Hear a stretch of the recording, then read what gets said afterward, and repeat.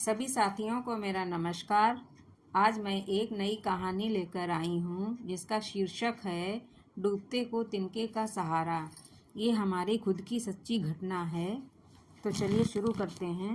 मेरा नाम आर्ची है। मेरे गांव का नाम बहुत ही अच्छा सा है, सुंदरपुर, जो जिला हरदोई उत्तर प्रदेश में पड़ता है। मेरे गांव में फसलों को सींचने के लिए एक छोटी सी नहर बनी है जिसमें हमेशा पानी आता रहता है। वो नहर आज भी वैसी ही बनी हुई है। जब मैं 8 साल की थी तो मैं अपने गांव सुंदरपुर में रहती थी। एक दिन की बात है, बहुत ज़्यादा गर्मी थी। मैं और मेरे चचेरे भाई बहनों ने सोचा कि चलो आज हम सब लोग नहर में नहाते हैं। मेरे घर वाले हमें नहर में नहाने के लिए हमेशा मना करते थे, लेकिन उस दिन मेरा भी मन नहर में नहाने के लिए बहुत ज़्यादा करने लगा और मैं अपने भाई बहनों के कहने पर नहाने के लिए चली गई। मैंने अपने घर में किसी को भी नहीं बताया था कि मैं नहाने जा रही हूँ। उन सब भाई बहनों में मैं सबसे उम्र में छोटी थी और मुझे तैरना भी नहीं आता था, इसलिए मुझे पानी में घुसने से ही बहुत डर लगता था। यह बात मेरे सभी भाई बहनों को पता थी, इसीलिए मैं नहर में घुस नहीं रही थी। सभी के बहुत कहने पर मैं धीरे धीरे पानी में घुस गई, लेकिन मुझे बहुत डर लग रहा था। मेरे साथ जो मुझसे बड़े मेरे भाई बहन थे, उन्होंने मुझे बताया कि यहीं पर नहाना है और इससे आगे इधर उधर कहीं नहीं जाना है। धीरे धीरे मेरी कुछ हिम्मत पड़ी और मैं नहाने लगी। तभी अचानक से मेरा पैर नहर में पानी के अंदर फिसला और मैं डूबने लगी। मुझे तैरना तो आता ही नहीं था। मैं 15 से 20 कदम तक पानी में बह गई।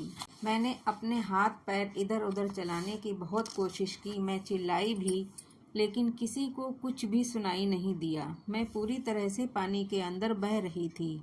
मैं बहुत डर गई थी। तभी अचानक से मैं पता नहीं कैसे बहते बहते नहर के किनारे पर आ गई। मैं लगातार अपने हाथ पानी के अंदर इधर उधर चला रही थी। हमें ये लग रहा था कि शायद मेरा हाथ कोई देख ले, लेकिन ऐसा नहीं हुआ। लेकिन मैं लगातार अपने आप को बचाने की कोशिश करती रही। फिर मेरा हाथ नहर की दीवार पर लगी हुई घास पर पड़ गया। मैंने एक हाथ से घास को कसकर पकड़ लिया और दूसरा हाथ दीवार वाली मिट्टी पर लगा लिया। इस तरह से मैं वहाँ पर पानी के अंदर खड़ी हो गई। फिर मैंने सिर पानी से बाहर निकाला और तुरंत दोनों हाथों से घास को कसकर पकड़ा और पानी से बाहर आ गई। पानी से बाहर निकलने के बाद चुपचाप बैठ गई। मैं इतना ज़्यादा उस दिन डर गई थी कि मैंने ये बात आज भी किसी को नहीं बताई है। मुझे पता था अगर मैं बताऊंगी तो पक्का पिटाई होगी। मैं कुछ देर तक डरी सहमी बैठी रही। मेरे भाई बहन सब अपने में मस्त थे, किसी को भी मेरी कोई चिंता ही नहीं थी। मैं बाहर बैठकर ये सब देखती रही। मुझे बहुत गुस्सा आ रहा था। फिर मैंने अपने भाई को बताया कि मैं घर जा रही हूँ। तब किसी ने मुझसे कुछ भी नहीं पूछा। फिर मैं वहाँ से अपने घर आ गई और घर में आकर चुपचाप सो गई। मैंने आज भी इस घटना का जिक्र किसी से भी नहीं किया है। आज भी मैं पानी में घुसने से बहुत डरती हूँ। उस दिन का डर आज भी मेरे मन में बैठा है। मैं जल्दी जल्दी पानी के नज़दीक तक नहीं जाती हूँ। उस दिन का नहाना पहला और आखिरी था।